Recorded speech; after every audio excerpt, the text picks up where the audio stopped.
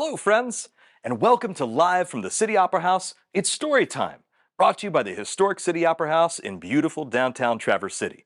I'm your host, Ben Whiting, and on each episode of this show, we're going to have a great story read by a special guest and then have a fun activity that you can participate in from your home or classroom, using common objects that you'll be able to find in your home or classroom.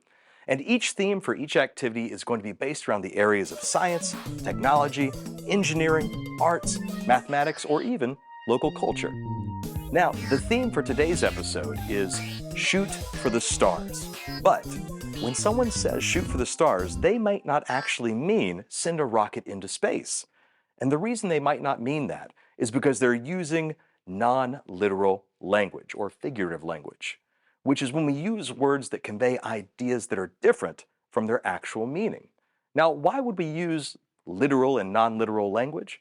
Well, we use them so we can better communicate with one another and convey complex ideas. So when someone says, shoot for the stars, what they might actually mean is aim high, or think of a really, really big dream and work hard to achieve it. Now, even just the word star has both a literal and non-literal meaning. Literally, we all know that stars are giant balls of gas in outer space that light up the night sky. Non-literally, a star could be a celebrity or a famous person, such as an athlete or a rock star or a performing artist. And in today's book, we're going to see what it takes to become a performing arts star and what it means when someone tries to shoot for the stars and how they achieve that dream despite the obstacles they think are in front of them. Now, for today's activity, we're going to channel our inner rock star by making a musical instrument, more specifically, bagpipes. The objects you'll need for today's activity include a large balloon, plastic tubing, a plastic bottle cap, scissors, and tape. Now, if you don't have these objects readily available, that is okay. Go ahead and watch as today's activity leader proceeds through the project, and then come back and watch it again later when you have the objects at hand. And now it's time for today's book, and I am super excited to introduce today's special guest, Mr. Trey Devey, who's the president of the Interlochen Center for the Arts. This is a place where they help educate the stars of tomorrow in the arts.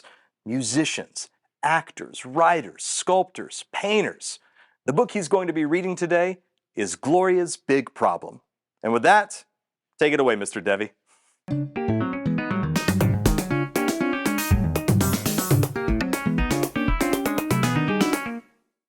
I am really glad to be with you today and to read Gloria's Big Problem. Words by Sarah Stiles Bright, pictures by Mike Diaz, and we've got permission to read this from Tilbury House Publishers. And it's just awesome to spend some time with you. I get to spend my days around young artists from the 3rd grade through the 12th grade and see them come alive through the arts and creativity. It's amazing. But all of them take their creativity and share that with the world. And so it's a wonderful opportunity to be with you today reading Gloria's Big Problem. Now, Gloria Marvel loved to sing. Sometimes she pretended she was an opera singer. She stood on a chair in her room, stuffed her shirt with pillows, and threw her arms all over the place while she sang in a very big voice. Other times, she pretended to be a rock star.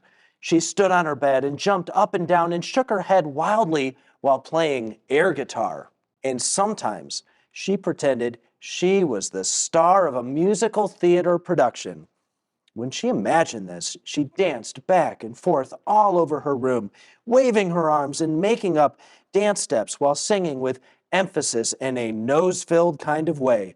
Gloria loved to sing. Can you see how happy she is? But there was a problem. And this problem got in Gloria's way. In fact, Gloria's problem got in the way of most things she really wanted to do.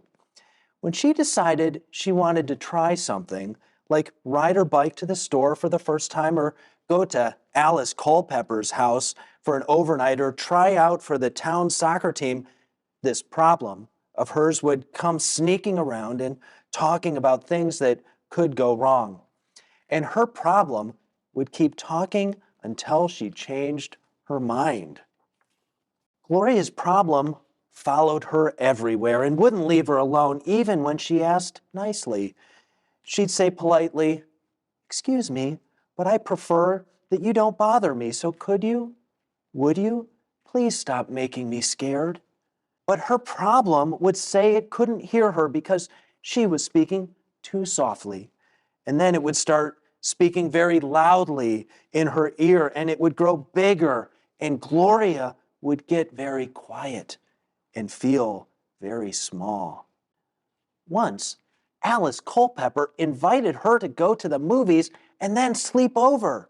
Gloria got very excited, but when her problem showed up and started whispering things about comets or earthquakes or blizzards in June, and she decided maybe it would be better if she didn't go to the movies with Alice Culpepper after all, because what if something awful happened while she was there?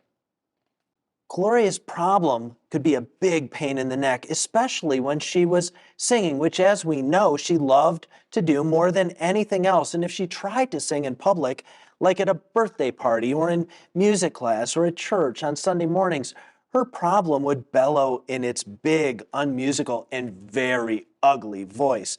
And Gloria could barely even sing in a whisper because her problem drowned her out. Gloria's problem always made her worry and always made her feel like she was this big. The problem could be very loud and obnoxious. "Parp, flat," the problem said. The problem didn't bother Alice Culpepper. It didn't bother her older brother, Henry, and it certainly never bothered her parents, Thomas and Melinda Marvel. It didn't seem to bother anyone except Gloria. And to make matters worse, nobody even seemed to see or hear the problem, and sometimes that made Gloria feel bonkers, which she wasn't. Ha ha ha ha ha ha ha.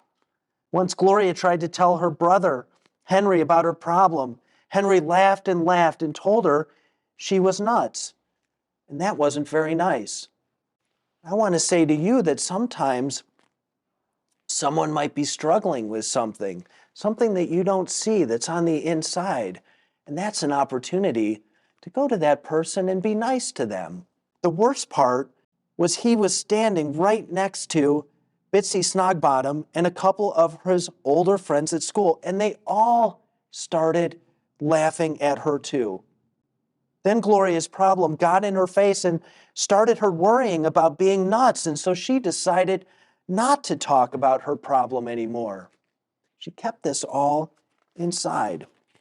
When Gloria heard that there was going to be a play down at the community theater and all the children in town were invited to audition, she wanted to try out more than anything. So she started practicing whenever she could, even though her ridiculous problem always seemed to be nearby, making faces at her and telling her about comets and earthquakes and blizzards in June and what the whole town thought of her singing. Good for Gloria that she's trying right now. And the day for tryouts got closer and closer, and even when her problem being so loud and obnoxious and bothering her all the time, Gloria still wanted to sing. So she told her parents, and they smiled and said, "Isn't that sweet?" and went back to their crossword puzzles. Pat, pat. When she told her brother Henry that she was going to try out for this show, he almost fell off his chair. "You're doing what?" he howled. "You're going to get up on stage and sing in front of all those people? You can't do that. You have a problem, a real problem." He laughed some more, and then he laughed harder. Gloria's problem, who was standing right behind her, held on to its troll-like belly and howled too in her ear so she couldn't hear herself think. But nobody saw it or heard it. And that made Gloria mad, madder even than listening to her brother laugh. She marched out the door and down the street to the community center. The hall was filling with parents and their children, all waiting for a chance to sing.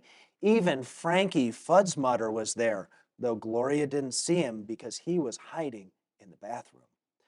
Gloria looked around, knowing that her big problem was right behind her. It always was. She was beginning to feel the worry rise in her tummy and on up through her chest and into her throat until her ears burned hot. She thought, what if a tornado comes whirling through town while I'm singing and it blows me away? Or what if I slip and fall down and the whole world sees my underpants? What if a poisonous spider crawls up my leg and bites me and my leg swells up like a blimp and falls off? What if a giant meteor comes careening to Earth from outer space and squashes me like a worm under a car wheel? What if there's a thunderstorm while I'm on stage and the lights go out and I get struck by lightning and toasted in front of all these people?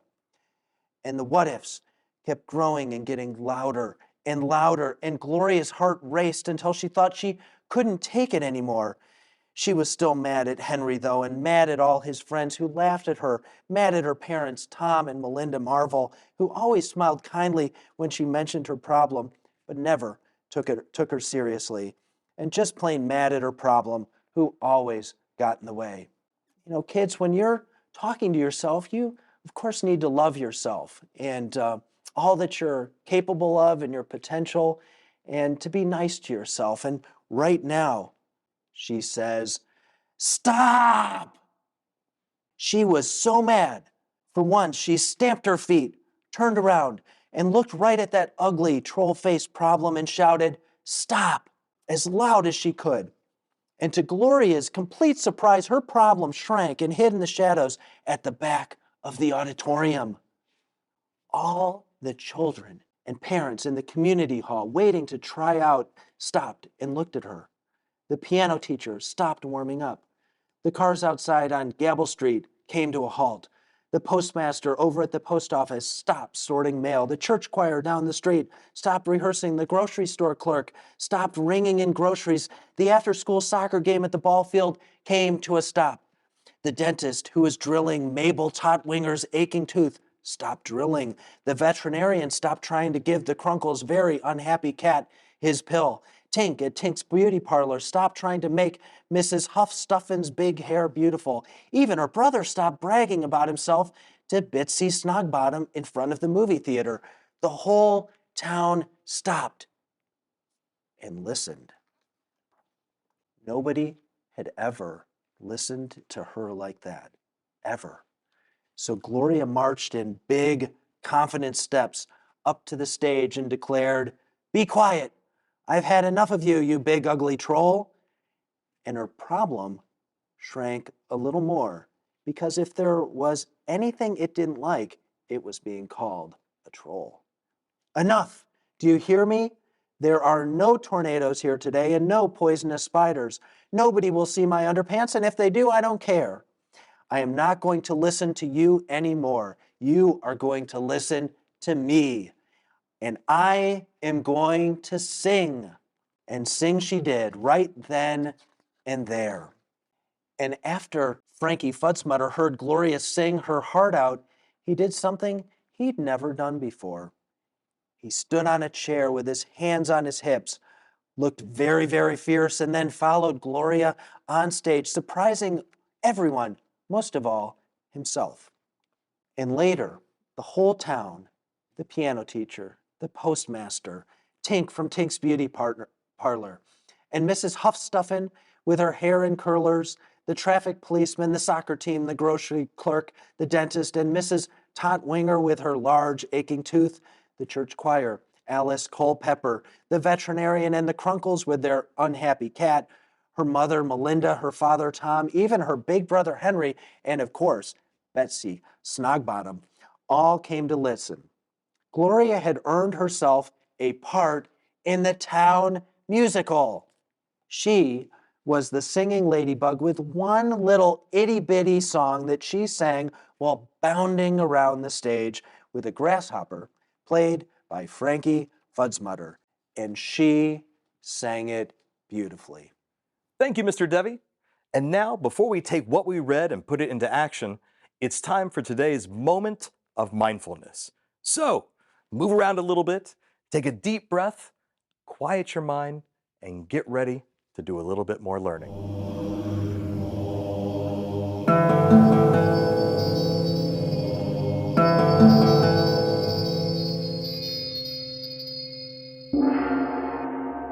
I like to say this little motto at the end of my classes. So if you'll just do what I do and say what I say, hopefully you enjoy. Here we go.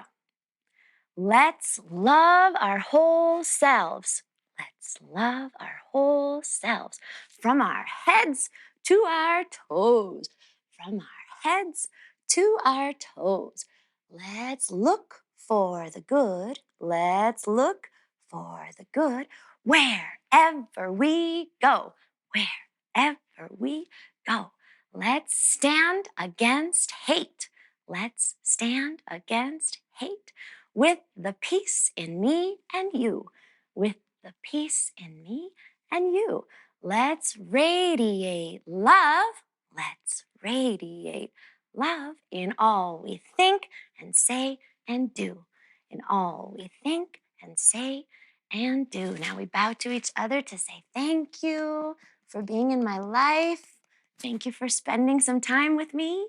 Wishing you the best. Mwah.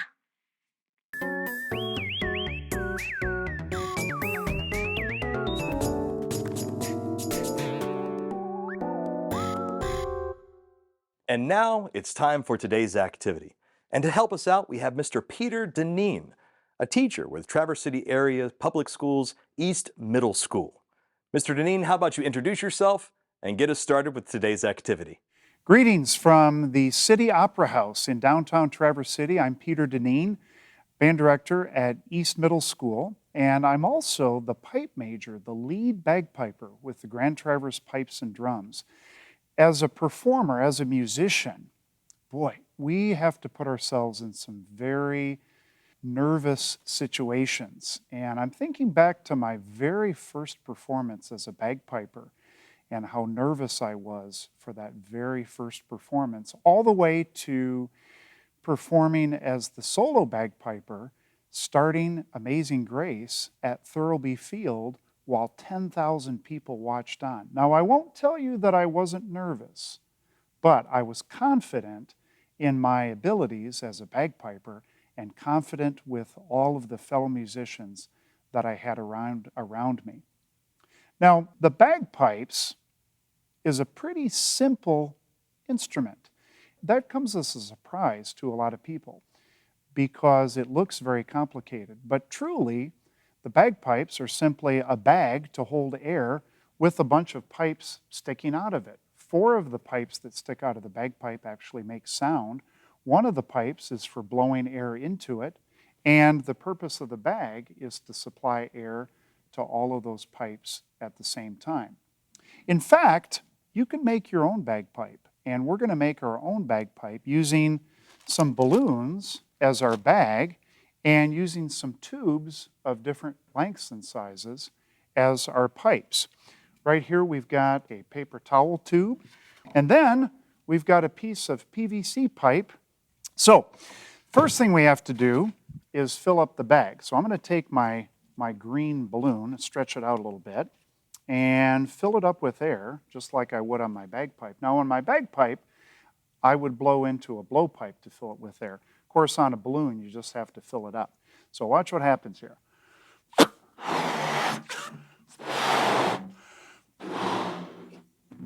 Okay, we've got our bag full of air. Now, here's where the fun happens. And this is a little tricky, but I think I can make it happen because I've practiced it a few times.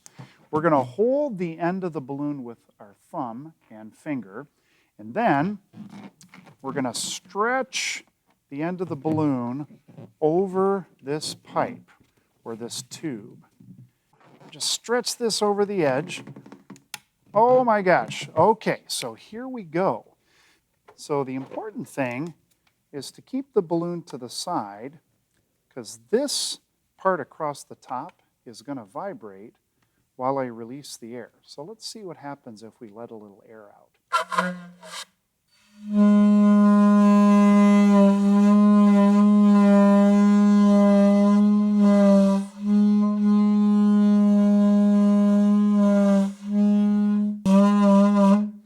Now, you've probably noticed that bagpipers keep the bag under their arm.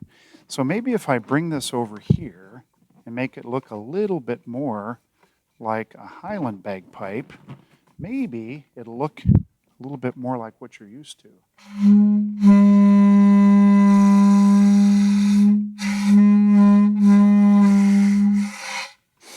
So that's with this size tube. What would happen if we took a really long tube? What do you think? Is it going to be lower or is it going to be higher? Well, let's find out.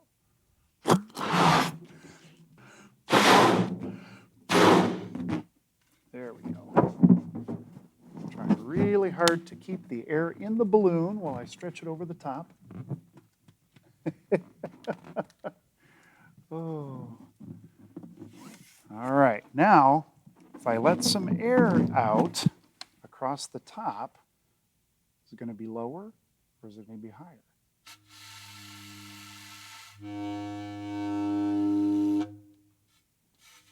Maybe we'll make it look more like a Highland bagpipe. Okay, here goes.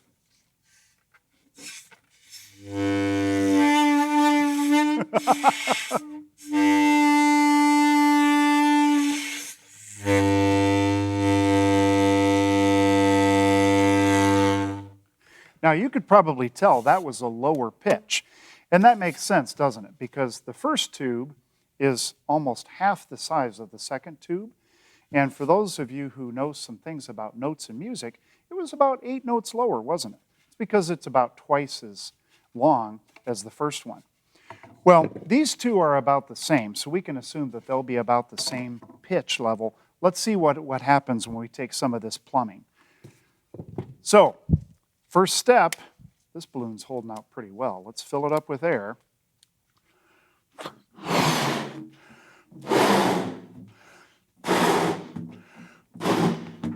Now, granted, this is not as long as this tube, but you can probably tell it's a lot wider. So I don't know exactly what to expect. Is it going to be higher, lower? Is it going to be the same pitch? Is it going to be louder, softer? I don't know. This is going to be a real challenge to get stretched over because this one's really wide. I hope the balloon lives through the experience. Okay. Wow. So here goes.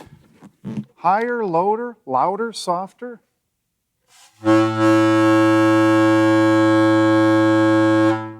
That's the one that sounds the most like a bagpipe drone.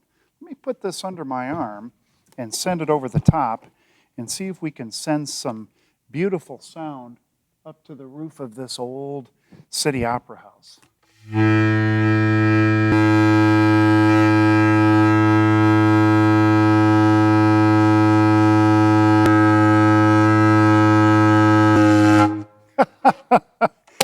Well, that one worked really, really well.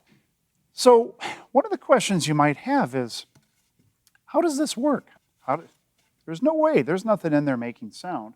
Well, it's all about vibration, and it's a little hard to talk about because we can't actually see sound vibrating, but what we can see is the vibrating part of the balloon as it makes connection with the tube. So if you get really, really close in here, what happens is the air comes out of the balloon and makes this top of the tube, I don't know if you can hear that, but it almost sounds like a tiny little drum. And what's going to happen when I let the air out is that it's going to make this little drum vibrate, which then makes all the air inside this tube vibrate, and the sound comes out the end.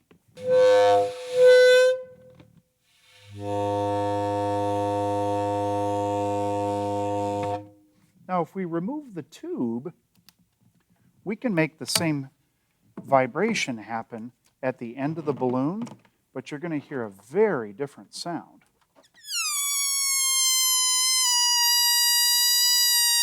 So that's really high and squeaky. Why is it so much lower when we attach it to the tube? Well, because it's a much bigger column of air vibrating. Try it. I think you'll enjoy it.